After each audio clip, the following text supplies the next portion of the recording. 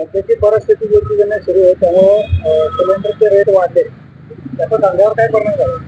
काय झालेलं आहे सर, आज मोदी साहेबांच्या छत्रछायेखाली आज सामान्य जनता आहे आपली. सामान्य जनतेवर आज सामान्य गोष्टी म्हणजे भरपूर काही मूलभूत गरजा आहेत तर त्या आपल्या भागल्या पाहिजेत. मूलभूत गरजा म्हणजे आज साधारण साधा माणूस एक जरी कामगार असेल 20 रुपयाचा एक वडापाव खाल्ला तर त्याचं पोट भरतं. आणि दुसरी गोष्ट सिलेंडर आज 4,000 5,000 झालेला आहे. तो कुठनं द्यायचा? तर आमच्यासारख्याला कसं परवडणार? आज रोजगार कमी होत चाललेला आहे. रोजगार त्याच्या विचारात झालेला आहे. परवडत नाहीयेत कुठल्या गोष्टी. सिलेंडरचे काय रेट? सिलेंडर आता 4,000 5,000 6,000 म्हणलेत. कसं काय परवडणार?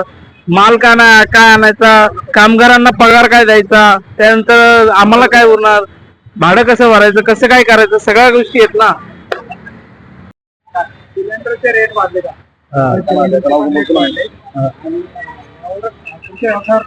आमच्या व्यवसायावर कामगार फरक पडलाय, धंद्या पाणी फरक पडलेला आहे. लोकांना परवडत नाही घेणं, माल परवडत नाही घेणं.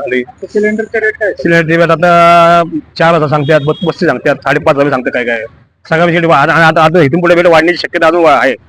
सामान्य जनता सामान्य जनता आता संपायच्या मार्गावर आहे. असं बघायला जागतिक माहिती चालू आहे. तुम्ही आता इथे कशासाठी आले?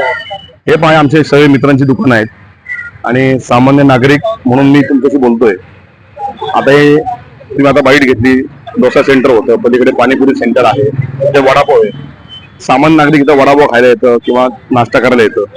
सिलेंडरचे रेट जर वाढले आणि हिंदीचे रेट वाढवले, सामान्य नागरिकांना परवडणार नाहीये. शासनाने काहीतरी नियोजन करून निदान हे जे टपरीवाले आहेत, गोरगरीब ज्यांनी आज स्टॉल टाकलेत, त्यांच्यासाठी तरी एक वेगळी योजना केली पाहिजे. आणि तुम्ही मगाशी त्या भाऊंचं ऐकलं की ते तुम्हाला म्हणले 5,000 6,000 रुपये. त्यांना परवडत नाहीये, कारण धंदा करायचा का दुसरा सिलेंडर घ्यायचा आणि सिलेंडर घेऊन फक्त दुकान चालवायचं, घरात खाणार काय ते. तर त्यांच्यासाठी काहीतरी विचार शासनाने करावा असं मला वाटतं. जय शंकर.